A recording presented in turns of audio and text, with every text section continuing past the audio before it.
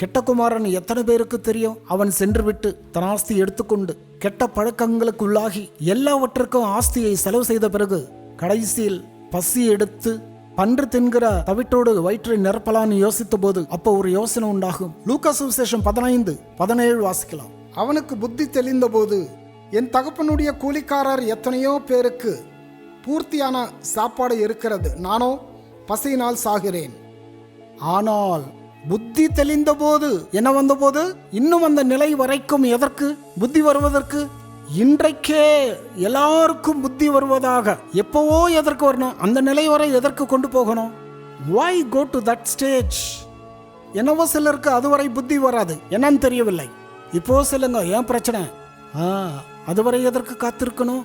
why wait till that stage? ஆனால் புத்தி தெளிந்த போது, என் தகப்பன் வீட்டில் எத்தனையோ வேலைக்காரருக்கு சமிருத்தியாகி சாப்பாடு உண்டு, நானும் இங்க பசியினால் சாகிறேன். படிங்க. நான் எழுந்து என் தகப்பனிடத்திற்கு போய், தகப்பனே, பரத்திற்கு விரோதமாகவும் உமக்கு முன்பாகவும் பாவம் செய்தேன். அட, எவ்வளவு புத்தி வந்தது! தகப்பனே, பரத்திற்கு விரோதமாகவும் உமக்கு முன்பாகவும் பாவம் செய்தேன் என்றால் இங்கே பாவம் எங்க செய்தான்? தேவனிடத்தில் ஆகதான் தாவீதும் சொல்வான், நான் உமக்கு முன்பாகவே உமக்கு விரோதமாய் செய்தேன் ஆண்டவரே. நாம் யாருக்கோ செய்ததற்கு வராது, நாம் யாருக்கு செய்தாலும் தேவனுக்கு முன்பாக செய்தது போல இருக்குமாம். You need to make a fellowship with God. How long will you do like that? Transform your life. Shifting season.